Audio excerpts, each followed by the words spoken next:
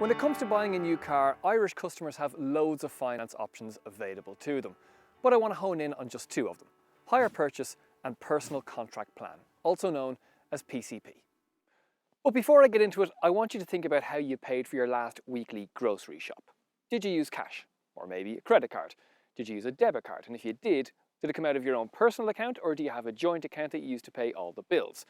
Whatever the answer is, I'm sure you used the one that suited you at that particular time. And just because it suits you doesn't mean that that method would have suited somebody else. I think we could probably all agree on that. Well, when it comes to financing a car, it's the very same story. There is no one solution that suits everybody equally.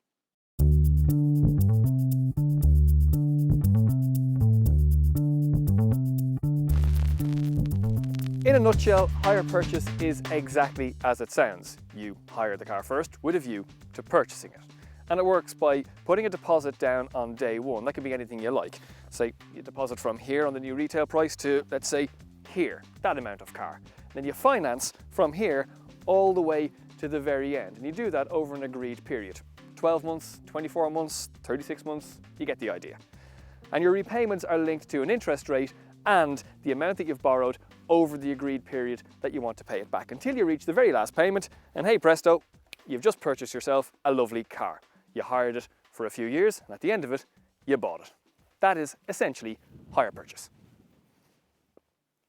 The main takeaway from hire purchase is that once you've paid your deposit, you finance the entire outstanding balance of the car. And for that reason, hire purchase tends to favour people who know from day one that they ultimately want to own the vehicle at the end of the loan agreement. Now, PCP can work similarly, but there are other options.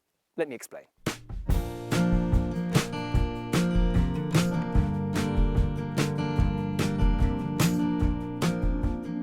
Right, first things first. Just as hire purchase does a great job at explaining itself in its title, PCP is equally as descriptive. It stands for Personal Contract Plan, and I want to focus on the first P for personal, because I hear a lot of people making blanket assumptions about PCP when the reality is it's just a finance product like any other. It either suits you or it doesn't. With PCP, you effectively lease the difference between a future forecasted value and a retail price minus your deposit. Now, I know that sounds confusing, but it really isn't. You just need to know a few things. Just like hire purchase, PCP contracts start out by putting down a deposit. You can do this by either trading your car in, or using cash, or even a combination of both. Unlike hire purchase, where you can make the deposit as big as you like, PCPs work somewhere between 10% and 30% deposits. And that's all because of something called the Guaranteed Minimum Future Value, or the GMFV. And this has a few purposes. One of the uses of the Guaranteed Minimum Future Value is to calculate your repayments. The difference between the GMFV and the amount outstanding after you've paid your deposit is the amount of money that you need to borrow in order to drive the car. Interest rates obviously apply here too. Another cornerstone of the future value is that it acts as your optional final payment at the end of your loan term, should you wish to go ahead and purchase the vehicle outright. The future value also acts as part of the equation that is used to derive any equity that you have left in the car.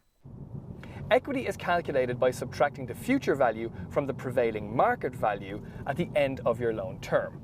Any positive difference between those two values acts as a deposit for a new contract.